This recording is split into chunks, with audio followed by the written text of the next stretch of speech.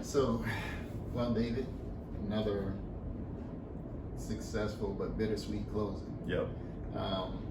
But first, before I talk about that, I want to say thank you again.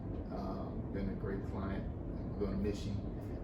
For those that don't know, from David here, we'll be moving to Alaska. So if you're in Alaska and you see a sign in front of a property that says front porch, buy it. I mean, I've known quite a few people that have, I'm not gonna call you a flipper, I call you a remodeler. Thank you. Right? Yeah. The difference being for a lot of people is some flippers will just do the minimum, lipstick on a pig. And I tell everybody when they would ask about one of your properties, I say, hey, this guy does it right. Well, I appreciate that. So I know that you'll continue to do it the same way.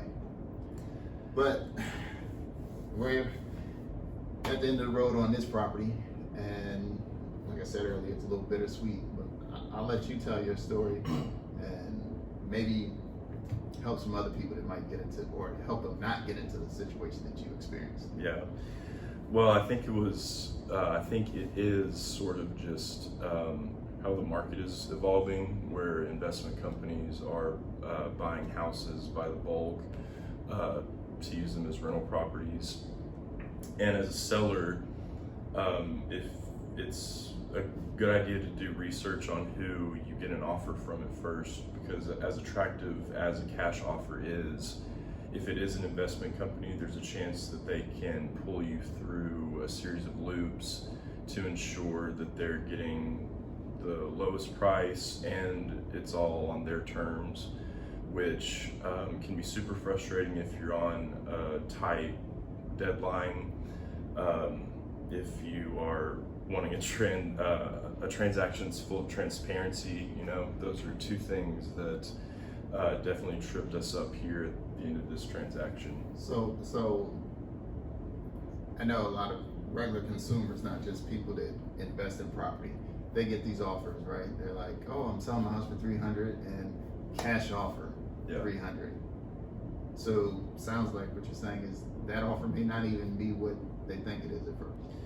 Right. So what they typically do is for the inspection, instead of a licensed inspector going into the property, they're having a contractor come in and basically say what needs to be repaired so that they can justify lowering their initial offer, which is the first loop that they pull you through. You're hearing it. This is not set up. This is not just me talking about it.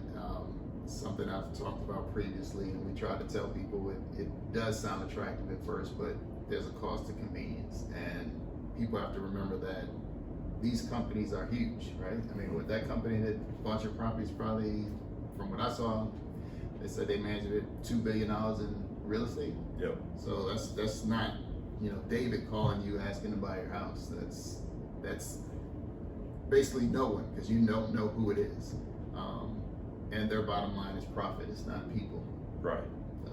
And it takes the empathy out of it for sure, but I mean, business is business, I understand that, but if you go through and you read the reviews on some of these companies, it's, people that are just trying to keep their head above water by selling their house, and companies like this are further exacerbating their stress and, them trying to get to that bottom line, which it's unproductive for everybody.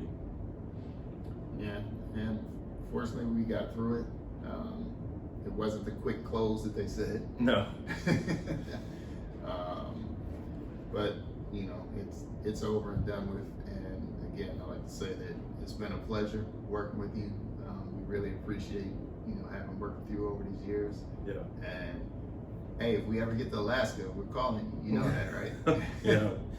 I don't think I could have asked for a more patient, knowledgeable, and sorry, you're gonna have to cut around it. I'm thinking of like patient, knowledgeable, and just very respectful people, both Nikki and John. And I think that if you were to take them on as realtors, they'll stick beside you the entire way, and at the end of close, you'll be happy with the results. Thank you, sir. Yep. Congratulations. Thank you.